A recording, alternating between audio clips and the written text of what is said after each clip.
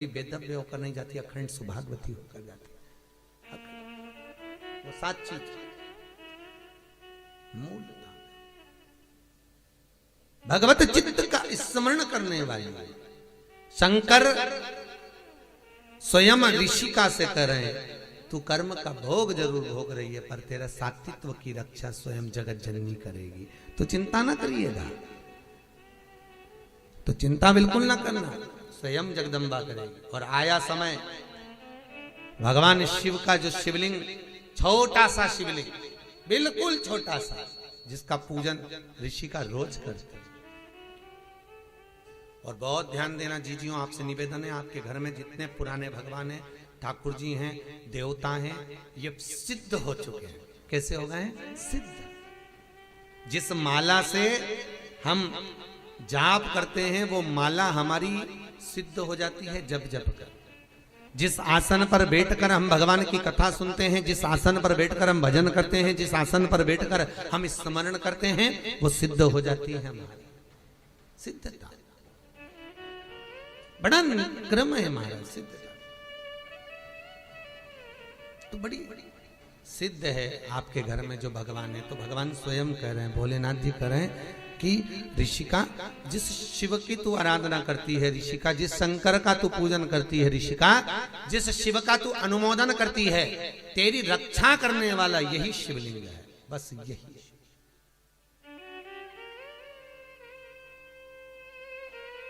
वही शिव।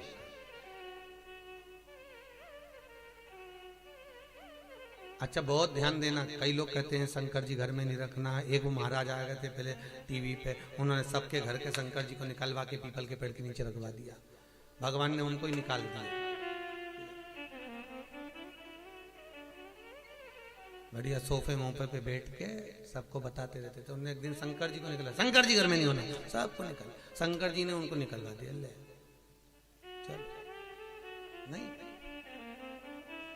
शिव महापुराण की कथा कहती है शंकर अपने घर में है तो बड़ी बीमारी हमारे घर में प्रवेश नहीं कर सकती। शिव यदि है, शंकर है।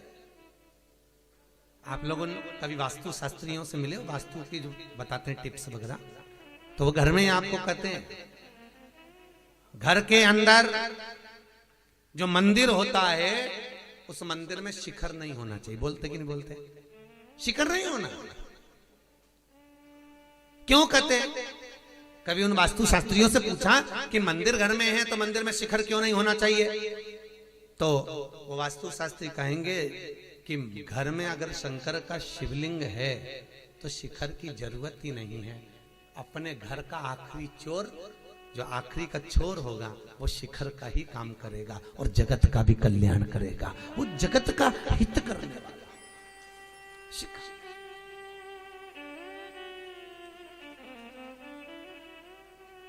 उनसे पूछोगे वो बताएंगे आपको कि मंदिर में अगर शंकर है, मंदिर में अगर शिव विराजमान है, मंदिर में अगर भोलेनाथ विराजे हुए हैं, तो फिर क्या सोचना? फिर नहीं सोचना, शंकर है, शिव है, बैठे हैं। अब एक दिन ऋषि का शिव की आराधना में लगी थी, युवानी अवस्था हो गई, और युवानी अवस्था में जब जवान हो गई, बड़ी सुंदर थी वो, अति रमणीय, अति सुंदर, बहुत सुंदर, बहुत सुंदर। और इतनी सुंदर ऋषिका, इतनी सुंदर थी, शिव का भजन कर रही थी। वहीं पर एक मूड नाम का राक्षस है।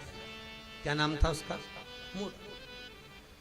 और मूड नाम का राक्षस आया और उस मूड नाम के असुर ने आकर जब ऋषिका को देखा तो देखकर उसकी चित्त वृत्ति में, उसके मन में ऋषिका के प्रति प्रेम जागृत हुआ, काम उत्तेजना जाग, और वो ऋषिका को अपना बनाने के लिए प्रयास कर रहा, और ऋषिका को अपना बनाना चाहिए। बहुत ध्यान दीजिए, एक कथा आपने भागवत जी में सुनी होगी, पवन रेखा की। कौन? कंस की मां, राजा कंस की मां पवन रेखा रजस्वला धर्म के, कौन से धर्म के? रजस्वला धर्म, जो नारी 7 दिन काम नहीं करती, उस रजस्वला धर्म के चौथे दिन बाल धोकर वन में चली गई थी। पवन रेखा, भागवत जी में पंडित जी ने आपने को सुनाया होगा, कंस का जन्म। पवन रेखा चौथे दिन बाल धोकर रजस्वला धर्म के चतुर्थ दिवस में केश धोकर बाहर निकल गए। स्त्रियां धोती हैं बाल तीसरे चौथे दिन, केश धो ले गई वन में। पवन रेखा की सुंदरता को द्रुमलिक नाम के राक्षस ने देख लिया था, बड़ी सुंदर है। और पवन रेखा के पति उग्रसेन जी का रूप रखकर वो द्रुमलिक राक्षस पवन रेखा के घर में चले गया, उन्हीं के साथ रहने लगा और उसी के द्वारा गर्भ ठेर गया पवन रेखा का। जो औलाद पैदा हुई वो कंस जैसी पैदा हुई, राक्षस कंस पैदा हुआ, वो द्रुमलिक नाम के राक्षस का संतान। कंस कितने भाई थे? अरे जम के बोलो जरा। कृष्ण कितने भाई थे? नहीं, कृष्ण पूरे कितने थे? 8। कितने थे? 8। 6 तो वो, 7वें नंबर के दाऊद जी और 8वें नंबर के कनिंग। कृष्ण कितने भाई हैं? 8। कंस कितने भाई हैं? 8। कंस कितने भाई हैं? 8। और 8 भाई राजा कंस के स्वयं को मिलाकर जब 8 है, तो जो 7 भाई थे कंस के, वो भगवान की भक्ति में डूबने वाले थे, स्मरण करने वाले थे, दान पुण्य करने वाले थे, नाम कीर्तन करने वाले थे, नाम स्मरण करने वाले थे। कंस के 8 भाई, थोड़ा प्रश्न बढ़ाइए, कंस के आ गया। 7 के 7 भगवान की भक्ति में डूबने वाले, और जो 8वें नंबर का जो कंस था वो गलत काम करने वाला। तो सबको आश्चर्य हुआ, बात क्या हुई? तब मालूम पड़ा कि पवन रेखा के गर्भ में जो संतान थी वो द्रुमलिक नाम के राक्षस की थी, इसलिए 8वां गर्भ बिगड़ गया, अष्टम गर्भ खराब। 8 तब मालूम पड़ा। अब मूड नाम का असुर राक्षस ऋषिका को अपना बनाना चाहता था, ऋषिका भजन में डूबी हुई थी। बहुत ध्यान देना साहब, राजा श्वेत भजन में डूबे, मृत्यु देवी को भी मरना पड़ा था, यमराज के भी प्राण छूट गए थे महाराज, यमराज के, राजा श्वेत के कारण। और अब स्वयं ऋषिका जब शिव की आराधना में लगी हुई है, ऋषिका जब भगवान शंकर का भजन कर रही है, ऋषिका जब शिव का स्मरण कर रही है, ऋषिका जब शंकर का अनुमोदन कर रही है, और उसी समय पर जो मूढ़ नाम का असुर आया शंकर का भजन में, तो ऋषिका डूबी थी, स्वयं शंभु प्रकट हो गए और शंकर ने प्रकट होकर उस मूढ़ नाम के राक्षस का संहार करा। ऋषि का चरणारविंद का स्मरण करने लगी, प्रभु इस मूढ़ नाम के असुर ने मुझे गलत दृष्टि से देखा है, गलत दृष्टि से देखा, और मूढ़ नाम के असुर ने जब मुझे गलत दृष्टि से देखा है, तो मेरा जीवन शिव आपको समर्पित करने के लिए नहीं रहा, कुछ कृपा करिए। शंकर भगवान ने गंगा जी को बुलाया, गंगा इस ऋषिका ने जिस शंकर के शिवलिंग की पूजन करी है, वो शिवलिंग नर्मदा जी के तट पर यहां नंदिकेश्वर के नाम से विराजमान होगा। गंगा तो ऋषिका का कल्याण कर, गंगा मैया स्वयं आई और आकर बैसाख की पूर्णिमा के दिन गंगा जी ने नर्मदा के तट पर नंदिकेश्वर के सामने ऋषिका का ऊपर जब जल वृष्टि करी तो उसका उद्धार कर दिया। उद्धार करा तो ऋषिका ने हाथ जोड़कर निवेदन करा, गंगा मैया मैं भले शिव के धाम चली जाऊं, पर निवेदन आपसे इतना सा है, वर्ष में एक दिन आप नंदिकेश्वर पर आकर स्वयं विराजमान होना।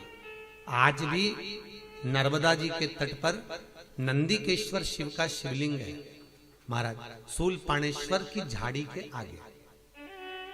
वहां पर 2 नदी की धार है, कितनी है?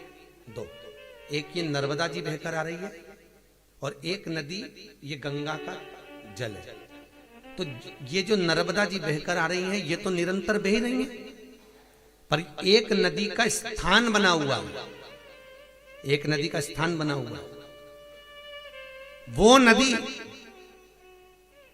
साल में केवल एक बार, आप लोगों ने कहीं किसी के व्हाट्सएप पे भी वो आई होगी, नदी का दर्शन करा होगा शायद, अभी बीच में एक बार किसी के व्हाट्सएप पे मैसेज में भी थी। एक नदी तो बह रही गंगा नर्मदा,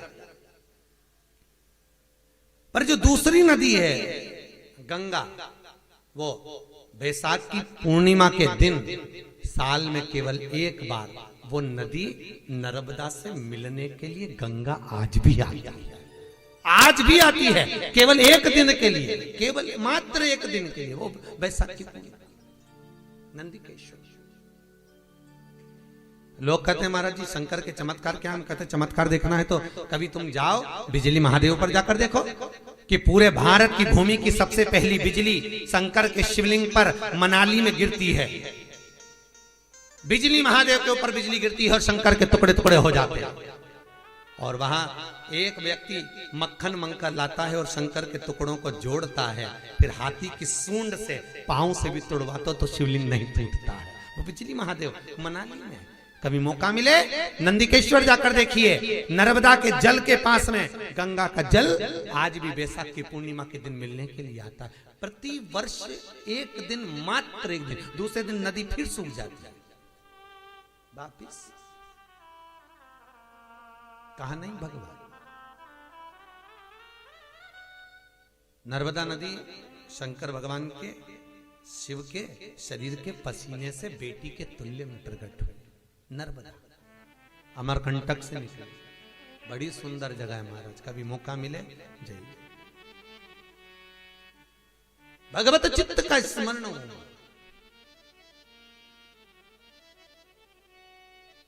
पूरी दुनिया में सारे शिवलिंग पर चढ़ाई हुई वस्तु को नहीं खाया जाता, पर नर्मदेश्वर नर्मदा के जल से निकला हुआ शिवलिंग पर चढ़ी हुई वस्तु खाई जा सकती है, वस्तु पाई जा सकती है, उसका स्मरण किया जा सकता है।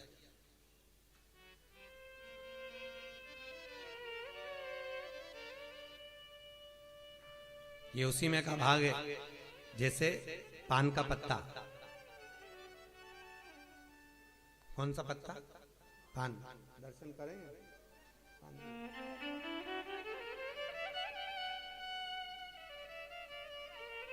ये पान का पत्ता, इस पान के पत्ते पर ये, इसका जन्म कहाँ हुआ आपको मालूम होगा ना? पान का जन्म कहाँ हुआ है? अमृत, जो मंथन में अमृत का कलश निकला था पाकर, इंद्र जिस खंबे से बनता था उस खंबे के पास में कलश को छुपाया, वहीं कलश को रखे रखे उस कलश की बूंद नीचे टपक गई थी, तो पृथ्वी से संसर्ग होकर एक बेल उत्पन्न हो गई थी, उस बेल से ये पान का पत्ता उत्पन्न हुआ था। इसलिए पूजन में पान की बड़ी महत्वता होती है महाराज, अमृत का। पर